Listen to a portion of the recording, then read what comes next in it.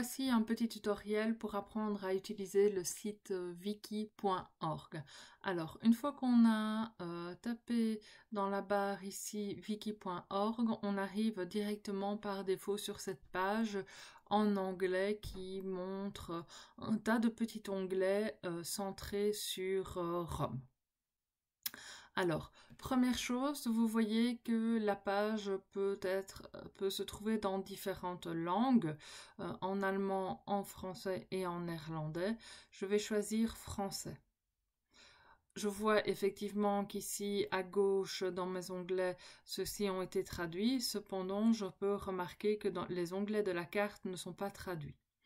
Par facilité, si je veux les avoir en français, je peux simplement cliquer droit avec ma souris et demander de les traduire en français, ce qui va me faciliter la tâche tout à l'heure. Alors, vous voyez que justement, dans la légende de la carte, je peux aller faire apparaître différentes informations, des informations qui concernent les sites touristiques ou archéologiques. Ici, on a sélectionné les sites à la fois contemporains et romains, mais je pourrais ne faire apparaître que les sites antiques. Je peux également faire afficher seulement la visibilité de certains sites qui sont visibles et je peux changer le fond de carte. Je peux avoir un fond de carte davantage satellite ou un fond de carte en OpenStreetMap, voire un fond de carte pour apparaître l'atlas numérique de l'Empire romain. Et vous voyez que déjà d'autres informations se retrouvent et se retrouveront uniquement sur ce fond de carte. Ce sont notamment tout ce qui est chaussée romaine qu'on voit voir apparaître par des lignes rouges.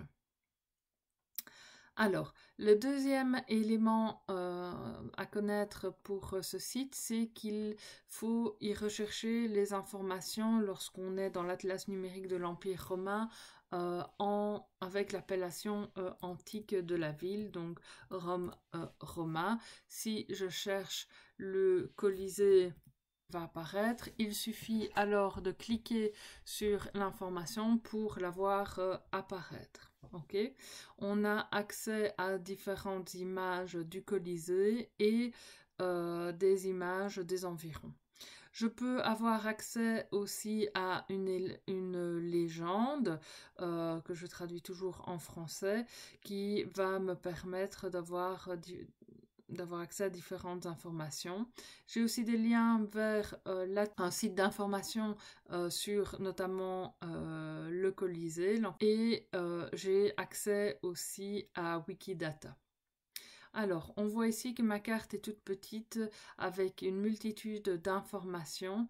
Pour limiter le nombre d'informations et rendre les choses plus visibles, je peux simplement cliquer sur carte et je vois que j'ai le Colisée qui est ici en légère surbrillance.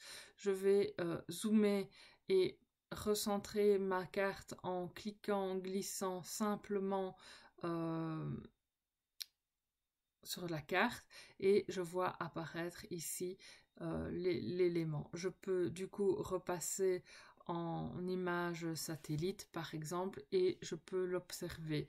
Je le vois aussi ici à droite en vignette. Je peux fermer les vignettes, je peux avoir plus d'informations et je reviens à mon image de départ. Alors, cet atlas archéologique de l'Antiquité fonctionne comme un wiki, comme son nom l'indique ici, donc comme Wikipédia. Il est collaboratif et il dépend des informations qui sont postées par les contributeurs comme sur Wikipédia.